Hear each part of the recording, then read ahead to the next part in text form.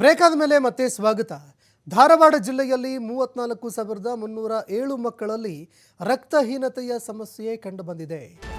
1 ರಿಂದ 14 ವರ್ಷದ 34,307 ಮಕ್ಕಳಲ್ಲಿ ರಕ್ತಹೀನತೆಯ ಸಮಸ್ಯೆ ಕಂಡುಬಂದಿದೆ ಅನ್ನೋ ಮಾಹಿತಿ ಲಭ್ಯವಾಗ್ತಾ ಇದೆ.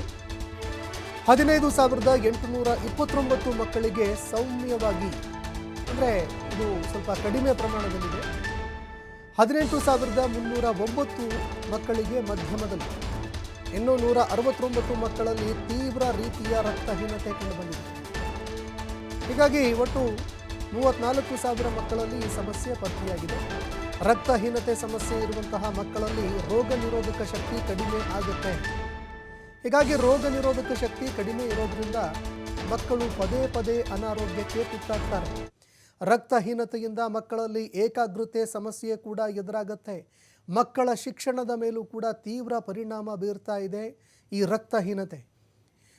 ಕ್ರೀಡಾಕೂಟಗಳಲ್ಲಿ ಪಾಲ್ಗೊಳ್ಳೋದಕ್ಕೆ ಸಾಧ್ಯವಾಗೋದೇ ಅಡ್ಡ ಪರಿಣಾಮಗಳು ಬೀರ್ತಾ ಇದೆ. ಅಂದರೆ ಮಕ್ಕಳು ಆಟ ಆಡೋದಕ್ಕಾಗಲ್ಲ, ಬೇಗ ಸುಸ್ತಾಗುತ್ತೆ. ಜೊತೆಗೆ ಸಣ್ಣ ಪುಟ್ಟ ಸೋಂಕುಗಳು ಆವರಿಸ್ಕೊಂಡ್ರೂ ಕೂಡ ತೀವ್ರವಾಗಿ ಅನಾರೋಗ್ಯಕ್ಕೆ ತುತ್ತಾಗ್ತಾರೆ. ಜೊತೆಗೆ ಆಟ ಆಡದೇ ಇರೋದ್ರಿಂದಾಗಿ ದೈಹಿಕವಾಗಿ ಗಟ್ಟಿಮುಟ್ಟಾಗದೆ ಅನೇಕ ಅಡ್ಡ ಪರಿಣಾಮಗಳಿಗೆ ಮಕ್ಕಳು ತುತ್ತಾಗ್ತಾ ಇದ್ದಾರೆ. ಮಕ್ಕಳ ದೈಹಿಕ ಮಾನಸಿಕ ಬೆಳವಣಿಗೆ ಮೇಲೂ ಕೂಡ ಇದು ಪರಿಣಾಮ ಬೀರ್ತಾ ಇದೆ.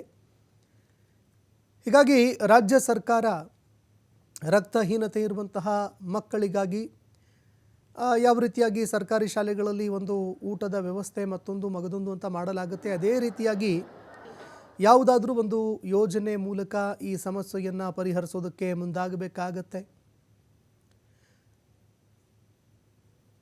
ಸರಿಸುಮಾರು 34,000 ಮಕ್ಕಳಲ್ಲಿ ರಕ್ತಹೀನತೆ ಸಮಸ್ಯೆ ಕಂಡುಬಂದಿದೆ ಅನ್ನೋ ಮಾಹಿತಿಗಳು ಲಭ್ಯವಾಗ್ತಾ ಇದೆ.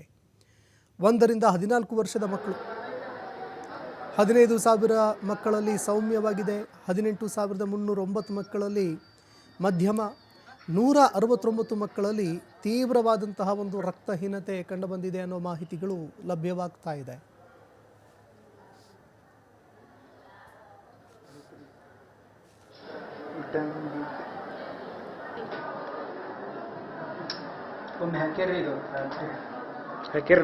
ನೈಟ್ ಹಾಕ್ಯಾರ